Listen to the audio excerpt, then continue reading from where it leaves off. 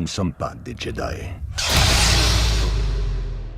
The Acolyte a subi des réactions négatives dans certains cercles, avec des critiques de masse sur des sites comme Rotten Tomatoes, mais bien d'autres encore, et cet épisode a été vu comme le moment où les fans allaient tourner le dos à la série Disney+.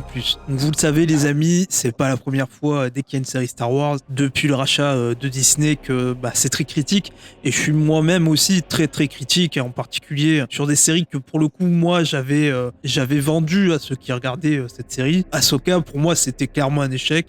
J'attendrai de voir la saison 2 parce que comme je disais, pour moi ils ont coupé la saison 1, en fait c'est juste qu'ils l'ont coupé en deux, faire 2 saisons, c'était pas vraiment un final. Bref, je vais pas m'attarder là-dessus. Pour ce qui concerne l'épisode 3 de The Acolyte, c'était un épisode riche en lore, se concentrant sur un nouveau culte de la Force vivant sur la planète Brendok. Et ceci impliquait une vision choquante et négative des Jedi. Rappelons que George Lucas lui-même voulait que les spectateurs soient désillusionnés par les Jedi. Donc ce n'est pas vraiment un problème à ce niveau-là. Le vrai problème réside dans l'origine d'Osha et May. Certains estiment en effet que ces deux personnages pourraient rendre Anakin Skywalker moins spécial. Et avant d'aller plus loin dans cette vidéo, je vous invite à vous abonner, à liker et voir le summum de la contribution, partager cette vidéo sur vos réseaux sociaux, car ceci est vraiment très important pour le développement de la chaîne.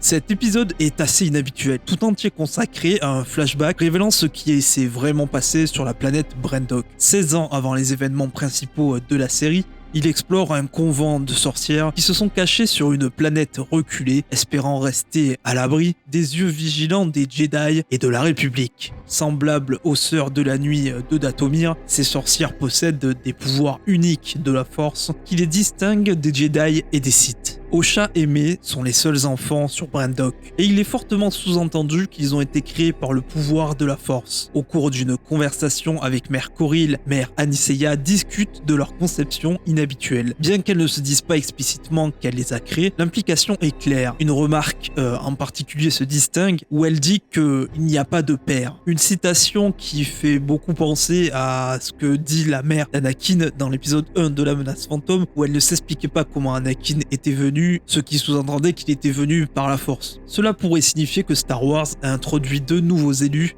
et dès qu'on touche à l'œuvre originale de Lucas, en particulier quand c'est Disney qui le fait, forcément ça suscite souvent de la méfiance. Parce qu'en effet, si Mae et Osha seraient des sortes d'Anakin, on pourrait penser que ça serait elles aussi des sortes d'élus, un siècle avant les événements de la menace fantôme. Mais cette affirmation est peut-être exagérée et basée sur une mauvaise compréhension de ce qui se passe dans The Acolyte. Si l'on prend les commentaires de Mère Aniseya au pied de la lettre, il est clair qu'elle est responsable de la création des jumeaux par l'utilisation de la Force. En revanche, Anakin Skywalker, le véritable élu, a été conçu par la volonté même de la Force. Il y a une différence évidente entre Anakin et les jumelles. On suppose que Mère Aniseya a conçu les jumelles en utilisant la Force pour manipuler les médichloriens, et ce procédé expliquerait que vu qu'il n'y ait que des entre guillemets chromosomes X présents, forcément vu que c'est une femme, ça sortirait forcément des jumelles. Ce qui voudrait dire qu'en fait Aniseya ne pourrait pas mettre au monde avec la Force des enfants de type mâle. Ce qui voudrait dire que pour le coup Anakin aurait été mis au monde vraiment par la volonté de la Force elle-même et non pas par une intervention extérieure comme ça aurait pu être le cas avec Palpatine ou autre. La citation « il n'y a pas de père » de Mère Aniseya peuvent expliquer une corrélation, mais elle est moins exacte qu'il n'y paraît à première vue. Encore plus remarquable, elle utilise clairement un pouvoir similaire à celui de Dark Plagueis, dont l'histoire tragique a été racontée à Anakin par Palpatine lui-même. Je cite Palpatine. Dark Plagueis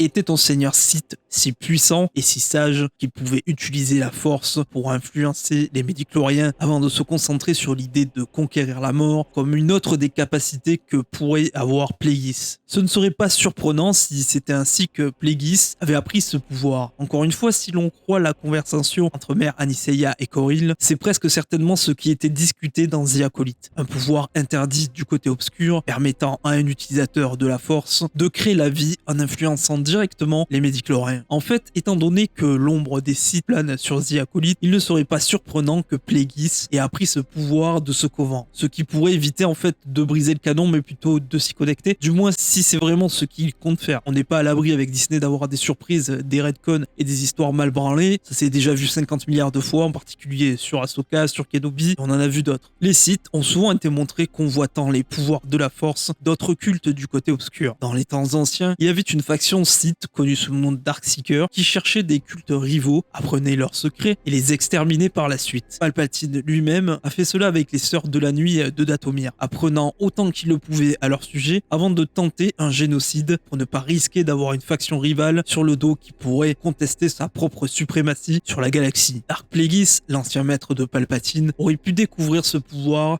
grâce à ce même couvent, puis exterminer ce dernier afin d'être le seul détenteur de ce même savoir. L'idée de siphonner le savoir d'utilisateur de la Force du côté obscur, puis de les détruire par la suite, aurait pu être mimé par Palpatine quand il le fit avec les Sœurs de la Nuit. Donc voilà les amis, c'est à peu près tout pour cette vidéo et pour cet épisode 3.